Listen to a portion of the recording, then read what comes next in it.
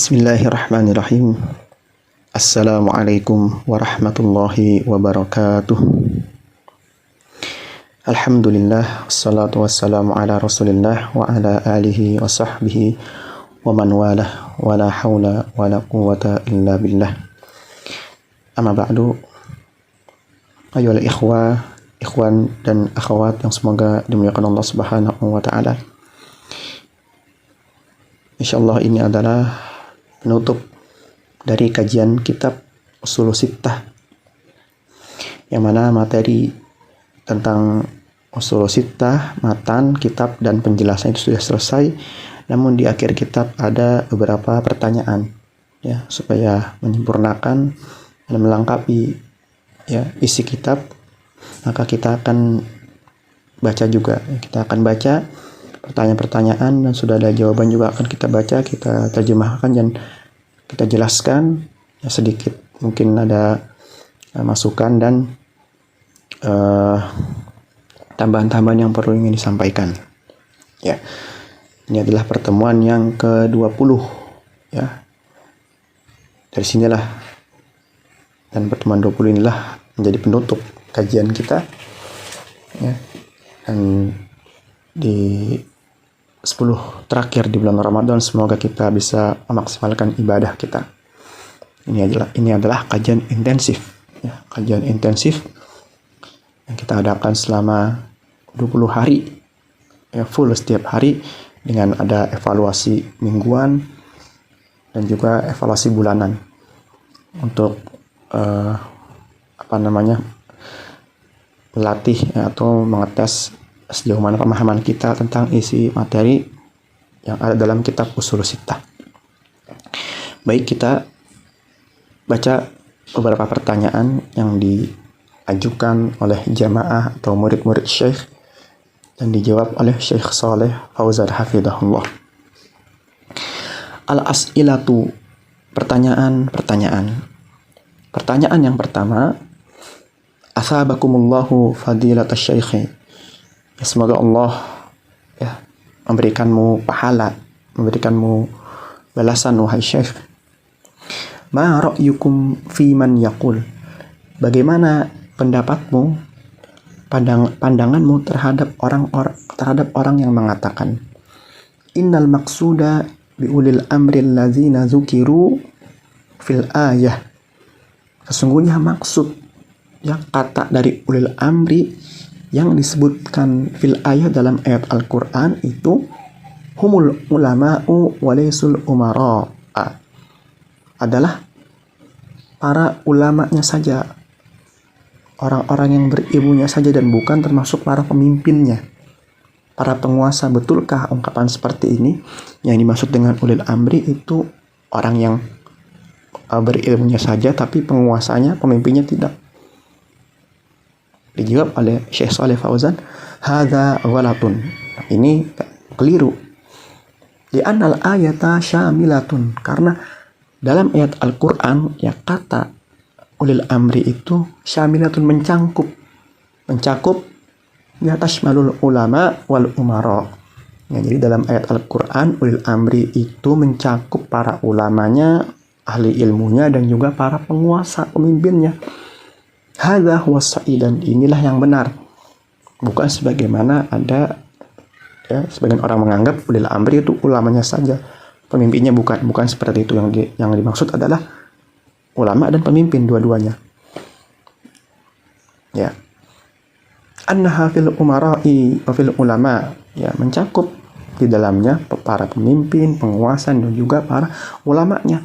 Kulluhum yuqalu lahum, ya, semuanya itu mereka disebut, ya, sebagai ulil amri, ya.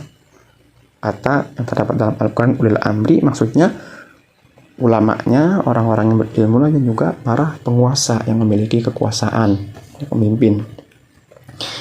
Jadi para ulama dan penguasa ini mereka punya tugas, ya.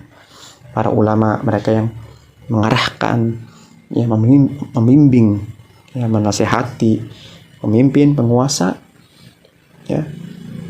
Kemudian penguasalah yang menerapkannya, ya, yang menerapkan yang menyampaikan karena penguasa yang memiliki kekuasaan. Sedangkan ulama ya memberikan nasihat kepada pemimpinnya untuk menerapkan misalnya hukum-hukum Islam seperti ini. Nah, itu tugasnya penguasa. Oleh karena itu penting adanya penguasa pemimpin dan juga ada ulamanya. Jadi ada kerjasama antara mereka berdua supaya agama Islam ini bisa berjalan dengan baik. Seperti itu. Pertanyaan kedua, ahsanallahu ilaikum. Ya, semoga Allah memberikan kebaikan, ya, memberikan balasan kepada muhai syekh. Halil ladzina yadhhabuna lil kuhani wal arrafina. Apakah orang-orang yang pergi ke dukun dan juga orang-orang yang pergi ke paranormal, ya, orang pinter yang disebut sebagian orang, itu yakfuruna kufran akbar? Apakah orang-orang yang datang ke dukun itu mereka menjadi kafir dengan kafir besar? Wa yu'amiluna muamalatal murtaddin. Kemudian mereka disikapi ya, dengan sikap seperti orang-orang murtad yang keluar dari agama Islam. Jawaban Syekh Shalih Fauzan, nahnu naqulu ma qalahu Rasul sallallahu alaihi wasallam. Kami mengatakan ya, sebagaimana yang dikatakan oleh Rasul sallallahu alaihi wasallam ya, tentang orang-orang atau terkait orang-orang yang datang ke dukun, ya itu dihukumi kafir. Ya sebagaimana ini ada ya dalam hadis yang diriwayatkan oleh Imam Tirmizi, Abu Dawud, Ibnu Majah, juga Rod Ahmad, Darimi, banyak ya. Kata Nabi SAW, man ata arrafan au kahinan. Barang siapa yang mendatangi dukun dan paranormal, fasaddaqahu, dan dia membenarkan apa yang diucapkan dukun itu, ya, fasaddaqahu bima yaqul faqad kafara. Lihat kata Nabi dengan faqad kafara, sungguh dia telah kafir. Bima unzila ala Muhammadin, ya, terhadap ajaran yang dibawa oleh Nabi Muhammad SAW. Ya. Ada pertanyaan dari jamaah atau murid syekh, orang-orang yang pergi ke dukun apakah mereka kafir ya, menjadi dengan kekafiran yang besar? Syekh menjawab, ya kita mengatakan sebagaimana dikatakan Rasul. Jadi ini ancaman besar sekali bagi orang-orang Islam yang mendatangi dukun.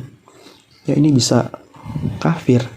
Bahkan dalam riwayat lain, lam tuqbal salatun arba'ina yauman atau arba'ina yauman. Orang yang datangi dukun paranormal bertanya kepadanya dan membenarkan apa yang diucapkan, maka tidak akan diterima salatnya selama 40 hari. Ini dalam riwayat yang lain. Dalam riwayat yang ini lebih parah ya. Bisa menjadi kafir. Ya, bisa menjadi kafir. Nah, kita lihat kenyataannya banyak orang-orang Islam dalam keadaan susah pergi ke dukun. Dalam keadaan genting, mau senang mau susah pergi ke dukun. Subhanallah, mencari barang yang hilang ke dukun. Mencari penglaris dagangan ke dukun. Ini merusak keislamannya. Ya. Nauzubillah, semoga Allah yang menjaga ya keyakinan akidah kita, tauhid kita dari hal-hal seperti ini. Ya, pawang hujan, ya, bermain sihir, santet, pelet, ini juga penyebab kekufuran ya. Maka hati-hati yang dapat menjaga kita ya, yaitu Allah tentunya dengan kita belajar ya, mempelajari agama Islam dengan baik dan benar. Ya, seperti itu. Ini ancaman bagi orang yang mendatangi dukun paranormal, dia bisa kafir, keluar dari agama Islam, murtad. Pertanyaan ketiga, atsabakumullahu su'alun yaqul. Semoga Allah berikan ganjaran kepadamu wahai syekh. Su'alun yaqul, ya, ada pertanyaan, ma raddukum ala hadza ta'biri. Bagaimana sanggahanmu, bagaimana pendapatmu ya dari ungkapan atau kalimat ini? Apa kalimatnya? alladzi yudarrasu fil madaris, yang dipelajari di beberapa sekolah. Ungkapannya adalah annal madata la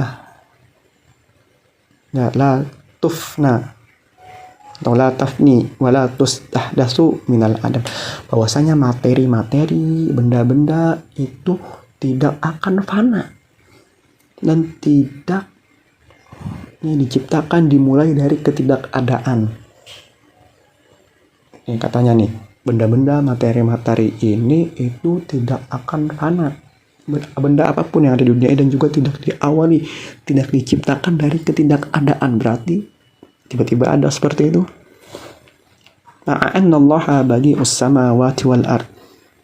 Padahal Allah Subhanahu wa taala menciptakan langit dan bumi. Berarti kan bumi dan langit itu tidak bukan dia itu ada dengan sendirinya. Ada yang menciptakan Allah. Kok bisa ada benda-benda yang langit yang mungkin lebih kecil, lebih rendah dari bumi dan langit itu ada dengan sendirinya? Kan mustahil. Betulkah ungkapan seperti ini? Benda-benda, materi-materi itu tidak akan fana, tidak akan hilang, tidak akan hancur, dan itu tidak diawali dari ketidakadaan. Ya, tiba-tiba muncul gitu. Jawaban Syekh, hadza kalamu ahli tabi'ah. Ini adalah ucapan orang-orang ateis. Ucapan orang-orang ateis, ya.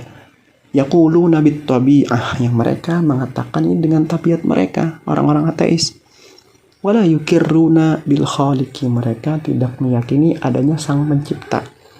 Maksudnya Tuhan, ya. Sebagaimana kita ketahui, orang-orang ateis mereka tidak bertuhan, ya. Mereka tidak memiliki Tuhan, ya. Wal haqqu anna kulla syai'in yujadu min adamin, yang benar bahwasanya segala sesuatu itu ada dari ketidakadaan awalnya, ya. Dari tidak ada diadakan oleh Allah Subhanahu wa taala, ya. Wa yafna ba'da wujudihi, dan dari ketidakadaan Allah adakan, wa yafna, dan setelah diadakan itu Allah akan hancurkan, Allah akan fana, akan hilang. Ba'da wujudihi, setelah diadakan oleh Allah. Ya, semuanya, segala sesuatu benda itu awalnya tidak ada, diciptakan ada, kemudian setelah itu akan hancur, akan hilang. Illallahu, kecuali hanya Allah yang tersisa, ya Subhanahu wa ta'ala. Fa innahu la bidayata lahu wa la nihayata, sesungguhnya Allah Subhanahu wa ta'ala itu tidak diawali oleh sesuatu. Allah maha awal tapi tidak diawali oleh sesuatu, dan juga Allah maha akhir, ya, sebagaimana dalam Asmaul Husna, al-awwal wal akhir, namun akhir tidak diakhiri oleh sesuatu, ya, seperti itu. Sebagaimana firman Allah, kullaman 'alaiha fan, segala sesuatu, semuanya yang ada di dunia ini akan fana, akan hilang, akan hancur. Wa yabqa wajhu rabbika dzul jalali wal ikram, dan akan tetap ada, yang akan tetap tersisa, yang akan tetap ada, yaitu wajah Rabbmu, pemilik keagungan dan juga pemilik kemuliaan, ya. Kemudian kita beralih ke halaman 46. Halaman 46. Ya, dua pertanyaan lagi. Ya. Pertanyaan yang keempat.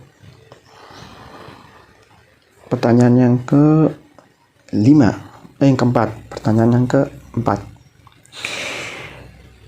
Fadilatul Syekh, wahai Syekh, ya, yang mulia, hunaka ba'dul ikhwah, di sana ada sebagian ikhwan, sebagian saudara-saudara, ya, muslim, yang tasibuna ila jama'atit tabligh, yang mereka menisbatkan, menyandarkan diri mereka kepada jamaah tabligh. Wa yad'unana katsiran lil khuruji ma'ahum, dan mereka seringkali mengajak kita, jemaah tabligh ini, mereka sering ngajak kita agar ikut keluar bersama mereka, ya, dalam rangka berdakwah katanya. Wa yastadilluna ala kaunihim alal haqqi, Mereka berdalil bahwasanya mereka berada dalam kebenaran. Bikathrati man yahtaduna ala aidihim. Ya, mereka berdalil mereka berada di atas kebenaran dengan banyaknya orang-orang yang mendapatkan hidayah melalui tangan-tangan mereka, melalui genggaman mereka. Minal kuffari, dari orang-orang kafir, kata mereka, dan selain orang-orang kafir. Ya, katanya mereka tuh banyak memberikan hidayah kepada orang-orang kafir. Fi anha'il alami, kata mereka tuh, bahkan sampai di berbagai penjuru. Banyak orang-orang mendapatkan hidayah melalui jamaah tabligh, katanya. Fakaifa naruddu alaihim, lalu bagaimana menyanggah dan membantah ya argumentasi jamaah tabligh ini yang mereka lontarkan.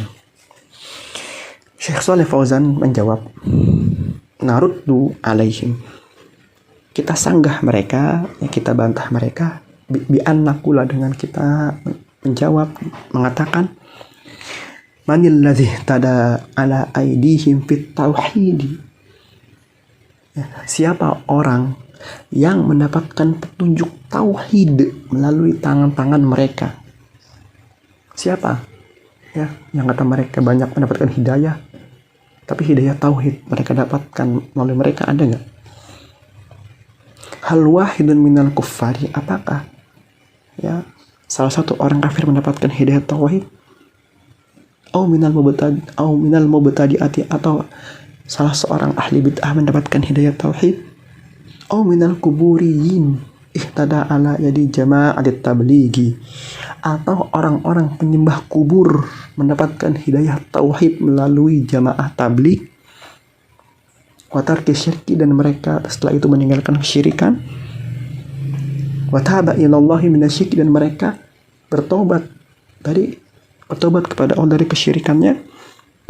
Wa arrafat tauhida aula, ya. Kemudian dia itu mengenal tauhid dengan benar atau tidak. Ini pertanyaan Syekh banyak banget, menunjukkan bahwa argumentasi yang dibawakan oleh jamaah tabligh itu ya kurang tepat. Ya, ini banyak sekali pertanyaan Syekh ini. Apakah mereka ya mendapatkan hidayah tauhid, orang kafirnya, pelaku bid'ah, penyembah kubur, kemudian meninggalkan kesyirikan, bertobat dari kesyirikan? Mereka kenal tauhid gak setelah itu, ketika mereka mendakwahkan orang-orang? Mereka mengajak mendakwahkan tauhid atau tidak, dan meninggalkan kesyirikan atau tidak? Syekh Shalih Fauzan melanjutkan, innama hum yutawwibunan nasa minadz-dzunubi, sesungguhnya mereka ya jamaah tabligh hanya membuat manusia bertobat saja minadz-dzunubi, dari dosa-dosanya, menjadi mungkin lebih baik. Lakinna syirka la yata'arraduna lahu qattu, ya kan, tetapi kesyirikan tidak pernah disinggung sama sekali oleh jamaah tabligh. Ya, tidak pernah menyinggung bahaya kesyirikan, ya pentingnya tauhid, tidak pernah dibahas, kata Syekh Shalih Fauzan. Wala yuhadziruna minhu, dan mereka jemaah tabligh ini tidak pernah memperingatkan bahaya kesyirikan. Walidzalika taktsuru fi biladihim ibadatul adrihati wal kuburi, oleh karena itu banyak didapati di negeri-negeri mereka penyembahan kepada kuburan-kuburan keramat, ya kuburan-kuburan yang diagungkan. Wala yata'arraduna laha, dan mereka tidak pernah menyinggung tuh bahaya berbuat syirik, bahaya tidak boleh beribadah kepada kuburan, menyembah kuburan, gak pernah. Fama makna hadza, lalu apa maknanya ini? Wa ayyu da'watin hadhihi, lalu dakwah apa ini yang mereka lakukan, yang mereka terjun berdakwah? Summa innahum yutawwibunan nasa minal ma'asi, ya betul, memang ada lebih baik. Kemudian mereka jamaah tabligh hanya membuat manusia bertobat dari dosa-dosa, dari maksiat, tapi pondasi tauhid, bahaya kesyirikan tidak disinggung, yang tidak dibahas oleh mereka. Wa yudkhiluhum fil bid'ah. Bahkan jamaah tabligh ini mereka memasukkan setelah itu bid'ah kepada mereka. Dimasukkan amalan-amalan bid'ah allati yasiruna, ada yang mereka berjalan ya di atas bid'ah tersebut. Fi manhajihim al-ma'rufi, dalam tata cara atau cara beragama mereka yang sudah diketahui, yang dikenal ma'ruf, yang sudah dikenal seperti itu. Membuat manusia tobat, ya betul, mungkin ada lebih baik ya. Tapi setelah itu dimasukkan bid'ah-bid'ah yang lain. Ya, yang kemudian mereka berjalan di sana beragama ya di atasnya ya sebagaimana cara beragama mereka yang sudah diketahui. Ini menurut Syekh Shalih Fauzan ya tentang jamaah tabligh. Tentang jamaah tabligh ya, tidak disinggung hal yang paling penting, tauhid dan bahaya kesyirikan. Ya, mungkin betul ya, mungkin mereka nanti dari perbuat dosa misalnya menjadi taubat lebih baik. Nah, tapi terkadang misalnya ada oleh karena itu banyak ya, misalnya para penyanyi, misalnya artis-artis dia hijrah taubat ya, misalnya ada yang ikut jamaah tabligh dan di jamaah tabligh ini mereka juga nyanyi gitu, juga nyanyi musik-musikan, itu mungkin nanti diganti dengan lirik yang islami gitu ya, mungkin secara penampilan bagus ya, mereka ada kelihatan syar'i gitu, cuma tetap aja tuh hal-hal yang haram yang bahaya itu kadang ya, mereka hanya mengubah dari satu ya, maksiat ke maksiat atau bid'ah yang lain ya, seperti itu. Artis hijrahnya ke jamaah tabligh, bukannya meninggalkan musik nyanyinya, tapi di jamaah tabligh tetap masih nyanyi gitu kan, seperti itu. Wallahu a'lam bishawab ya, itu terkait jamaah tabligh. Kemudian yang terakhir, pertanyaan yang terakhir adalah asabakumullah, semoga Allah memberikan balasan atau pahala kepadamu wahai Syekh. Ma hukmu salat tasbih, apa hukum salat tasbih ya. Syekh Shalih Fauzan menjawab tentang hukum salat tasbih.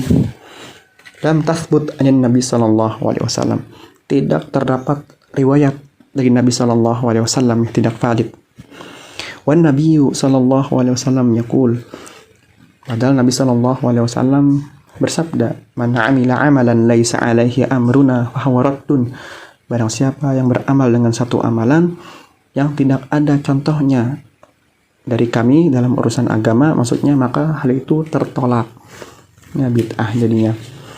Wa madamat lam tathbut, ya selama itu tidak ada riwayat dari Nabi sallallahu alaihi wasallam, fala yajuzul amalu biha, maka tidak boleh beramal dengannya, dengan riwayat yang tidak benar, yang tidak valid. Wa aidan fiha gharabatun min nahiyati sifatiha, dan juga di dalam salat tasbih itu terdapat keanehan dari sisi tata cara salat tasbihnya ya, ada keanehan. Kata Syekh Shalih Fauzan, fan nabiyyu sallallahu alaihi wasallam naha an qiraatil qur'ani,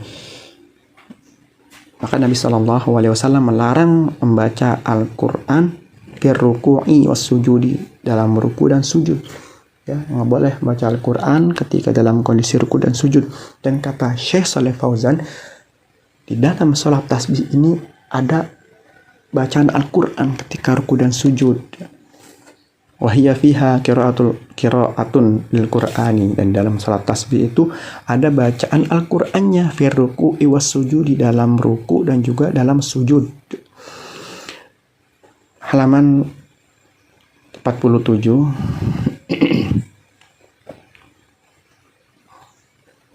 ya, halaman 47. Wa fiha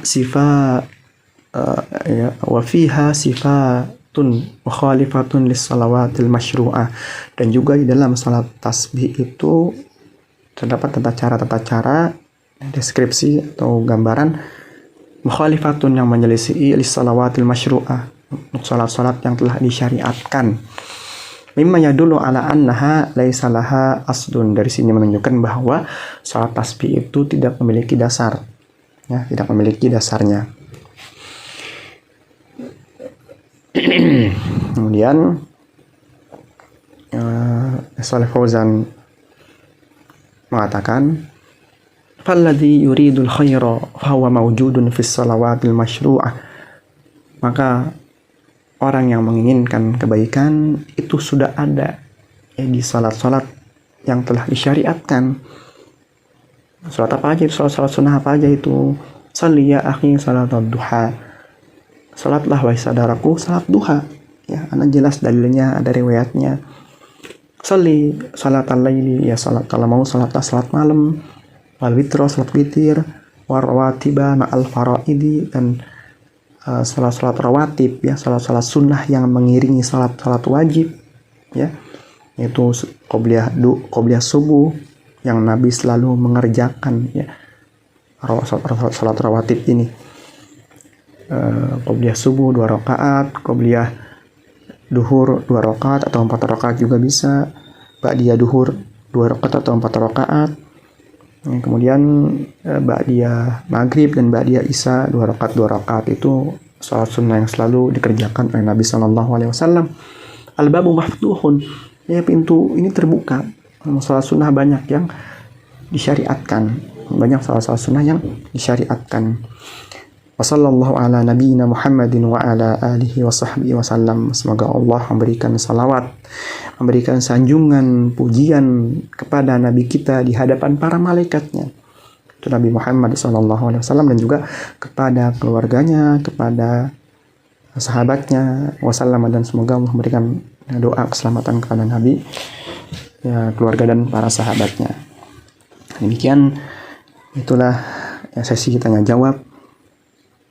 Dan ini adalah akhir dari kajian kitab Syarah Ushulus Sittah. Matan kitab dan penjelasannya telah kita selesaikan. Namun sebelum kita akhiri, ada beberapa hal yang ingin kami sampaikan terkait hukum salat tasbih, ya. Ini ada hal yang perlu disampaikan, bahwa menurut Syekh Shalih Fauzan salat tasbih itu tidak sahih, ya. Namun jika kita mau adil, mau insaf, kita ambil jalan pertengahan, ini banyak pendapat ulama, ya. Sebenarnya ada perbedaan pendapat terkait salat tasbih ini. Syekh Shalih Fauzan mengatakan tidak ada riwayatnya, tidak sahih. Namun di sana ada, ya, yang menyatakan hadis ini sahih, yaitu Syekh Muhammad Nasiruddin Al-Albani. Syekh Al-Albani mensahihkan hadis tentang salat tasbih boleh dikerjakan, ya. Salat tasbih itu menurut Syekh Al-Albani. Begitu pula dihukumi hasan status hadisnya, status hadis menjadi hasan, ya. Ini menurut Ibnu Hajar Al-Asqalani, ya. Itu pendapat lainnya yang memang, ya, di antara ulama yang melemahkan, yang mengikuti pendapat Syekh Shalih Fauzan itu diantaranya Ibnu Taimiyah, Syekh bin Baz, Syekh Al-Utsaimin, ya, yang menganggap lemah bahkan palsu, ya, yang dianggap palsu riwayat hadis ini menurut Ibnul Jauzi, ya. Nah, maka dari berbagai pendapat ini dapat disimpulkan bahwa jika mau mengambil jalan tengah itu salat tasbih bisa diamalkan, ya, bisa dikerjakan dengan menggabungkan dengan terdapat, ya, ada riwayat-riwayat yang mendukung, ya, sebagaimana juga ada ulama yang mensahihkan hadisnya, yang menghasankan hadisnya, ya. Kesimpulannya salat tasbih itu bisa diamalkan, dan pernyataan Syekh Shalih Fauzan terkait salat tasbih ini ada bacaan Al-Quran di ruku dan di sujud ini tidak benar, ya. Tidak benar, karena dalam salat tasbih itu, ya, tidak ada baca Al-Quran di ruku dan sujud, tidak ada, ya. Mungkin ini, ya, sebagai ulama wajar ya, mungkin beliau belum sampai kepadanya atau belum tahu bagaimana gambaran sholat tasbih ya, seperti itu. Jadi yang disampaikan Syekh Shalih Fauzan ini, yang beliau jawab dari pertanyaan hukum sholat tasbih ini, di dalam sholat tasbih ini tidak ada bacaan Al-Quran di ruku dan di sujud. Oleh karena itu boleh dikerjakan ya. Ulama Syekh Shalih Fauzan, sebagaimana beliau adalah manusia ya, bisa salah bisa benar, dan inilah pentingnya ada pembanding ya dari pendapat ulama lain, supaya dapat menjamak atau mengkompromikan dari riwayat yang menyatakan hasan dan sahih antara yang menyatakan lemah. Ternyata ini bisa diambil jalan tengah, sholat tasbih ya, disimpulkan bisa diamalkan. Wallahu a'lam bishawab. Itu yang keterangan yang dapat kami sampaikan ya, yang juga kami dapatkan dari guru kami. Itu ya terkait tentang sholat tasbih, hukum sholat tasbih, kesimpulannya bisa diamalkan ya. Allahu a'lam bishawab. Ya, kurang lebihnya mohon maaf, dan juga kami sampaikan terima kasih kepada peserta kajian Ushul Sittah yang telah mengikuti ya, berpartisipasi mendengarkan kajian ini sampai selesai ya. Mohon maaf juga jika ada kesalahan, kekeliruan yang kami sampaikan, ya, ada kesalahan terjemah yang juga kami ralat, kami sampaikan kembali. Semoga Allah Subhanahu wa Ta'ala memaafkan kesalahan-kesalahan kita, mengampuni semua dosa-dosa kita di bulan yang penuh dengan keberkahan ini. Ya, insya Allah bagi mereka yang berhak ya mengikuti ujian, berhasil, akan mendapatkan ya sanad kitab ini ya, yang tersambung kepada guru-guru kami sampai kepada penulis kitab Ushul Sittah, supaya kita lebih menjaga ya kemurnian agama Islam ini dengan berguru ya, dengan adanya jalur periwayatan sanad-sanad yang menghubungkan kepada kitab ini. Demikian, wassallallahu ala nabiyina Muhammadin wa ala alihi washabbihi wasallam.